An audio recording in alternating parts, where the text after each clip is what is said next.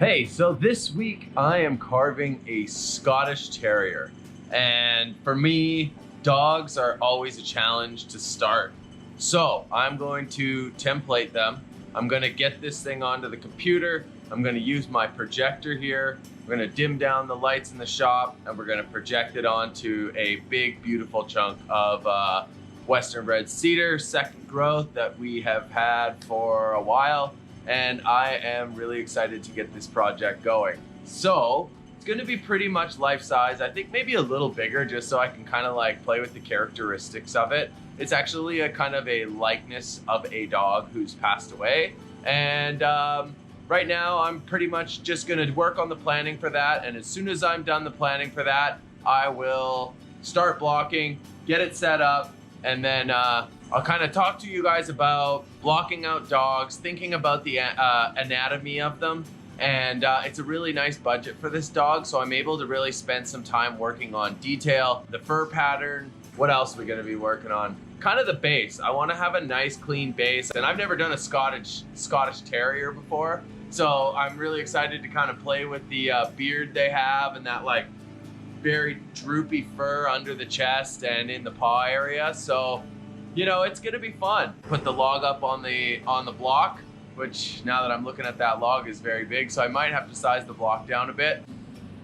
You don't need that much because the dog's not that big, but with this project, I wanna give the dog some movement and I wanna give it like a look. I'm gonna leave a little more weight than I need. I mean, really the dog is like this wide, you know? So if I take out a slab here, take out a slab here, I can use it for something else, and then I can lay it down on there and make for a messier carve because they're gonna be going lengthwise, which is gonna be ripping, but I think it'll look really cool. So I will just grab the two cuts, cut this, and then see how it goes. And hopefully Kevin left me with a sharp saw.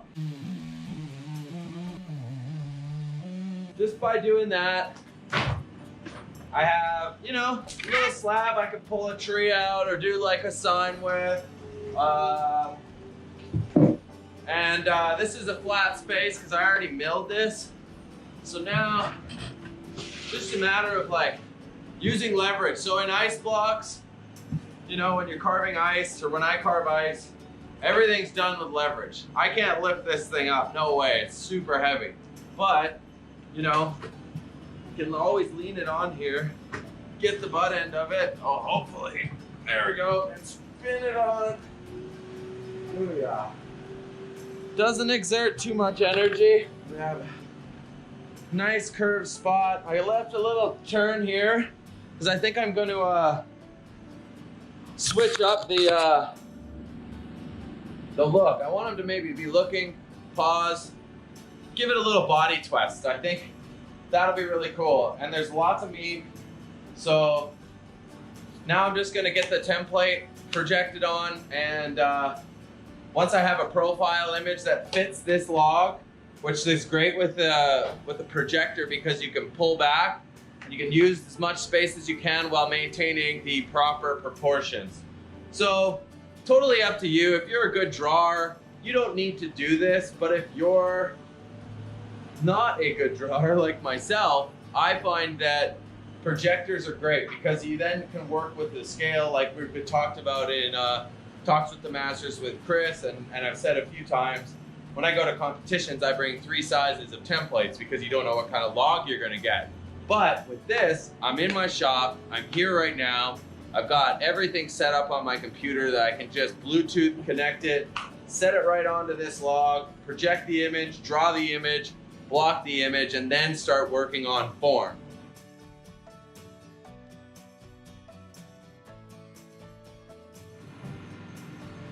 So after finicking around with it, I think I'm just gonna go with the actual dog itself, the image that I have.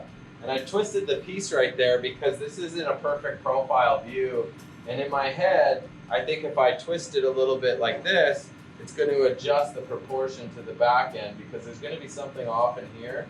And I need to make sure that I have the body I have to find the center line right away when I'm blocking. But this will be the form. But once I get the form down, I need to make sure that my head, because there's going to be the head twist here in the neck, that muscle needs to be done, and then, you know, if I twist it, it kind of makes it a little bolder, and I think that'll work.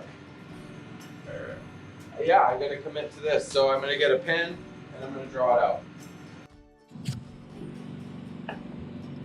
The stupid GoPro didn't record what I wanted to do. So what I did was blocked out. I didn't commit fully to staying right on the lines, which I would normally do, but since this is actually not a perfect profile picture, I left a little wiggle room because really I want to figure out where the spine is and the line the spine takes from the tail to the top of the cranium, or to the beginning of the skull, right in here.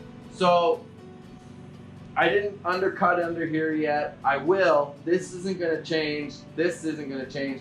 Why I did these two lines just straight across was so I could get the ears. And I know where the ears are going to be because the ears are going to be the high point where the skull starts to taper down. And like even here, this will be flat, ears will be up.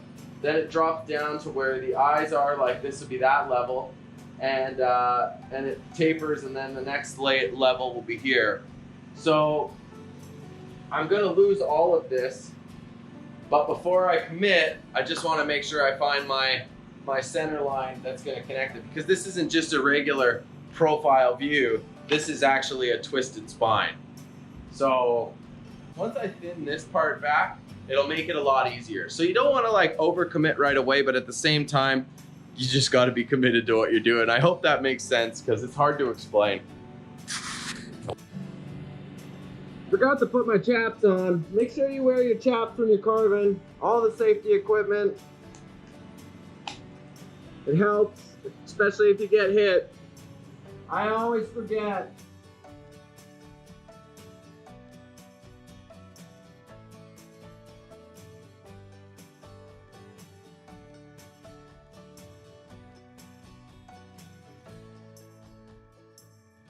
So it's a new day and I'm on the final stages of shaping out this dog. Today it is getting the head done, getting the body done, and detailing the hell out of this thing. I am going to go crazy on detail. I'm gonna finger sand most all the fur, unless I find a pattern that works really well with the chainsaw, but most likely it's gonna be that or a Saburrtooth burr. And using the 361 with a 12-inch Canon dime tip bar, I found it's a great power and it's really good for shaping this sculpture out. It's not too heavy, but I was able to punch underneath, really work the head, kind of capture the neck, and it was great. I really liked using it.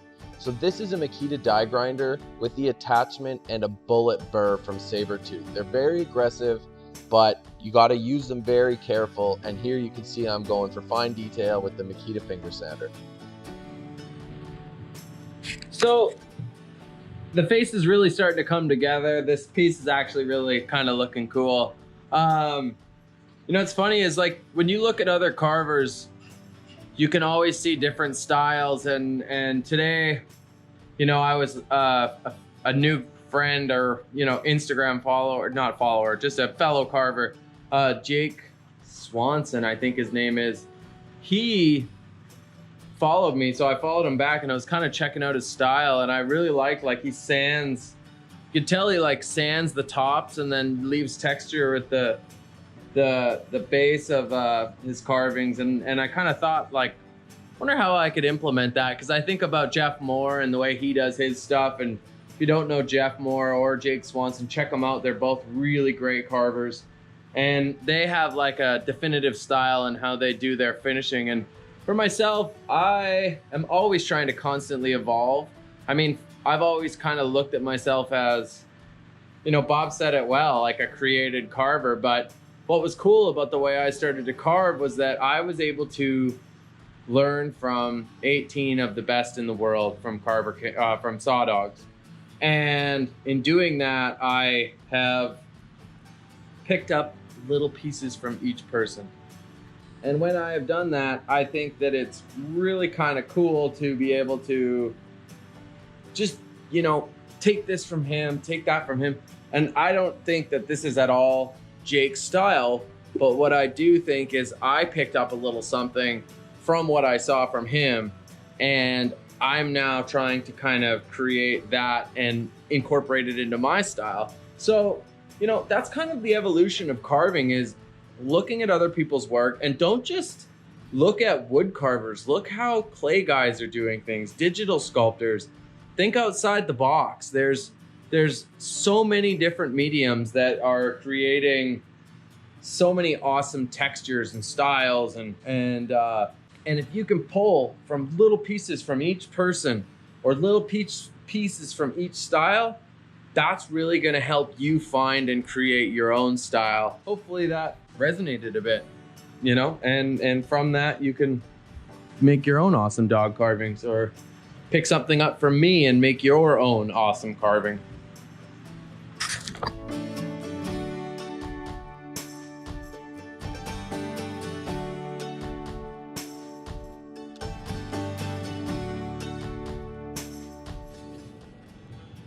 So I'm at the final stage right now.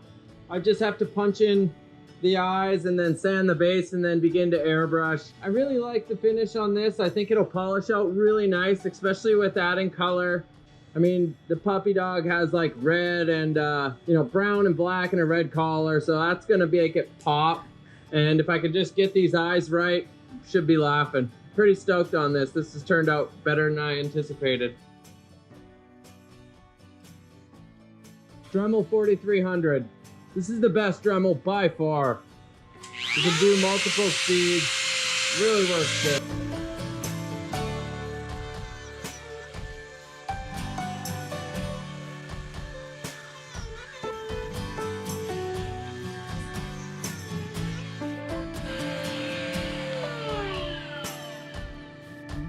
So once I have the outer part of the eye, I'm gonna start to set in the eyeball. Now I just do lines and then I carve it away. So just watch this and hopefully it works.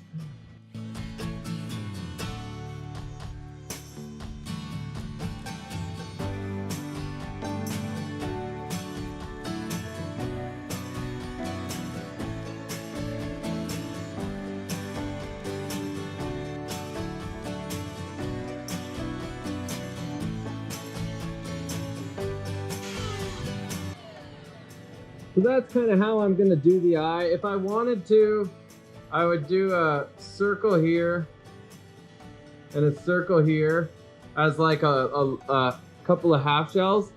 But this dog has very black eyes, so I think I'm just gonna use an airbrush. I'm gonna flapper it clean, get away all the little fluffs, try and see if it shapes out naturally. And then I will use black paint with brown along the edges and a couple of little white highlights, and that'll be it. And this has turned out quite well. I'm very happy with this dog. You know, it's really cool. All right.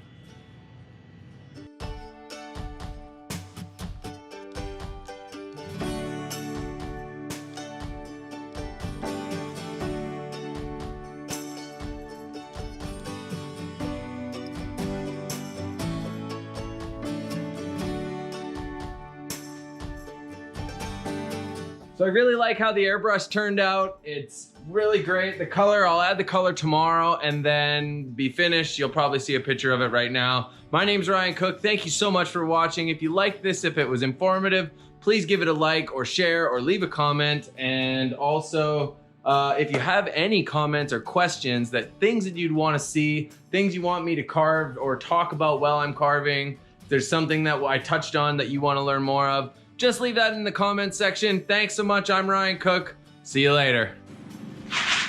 You.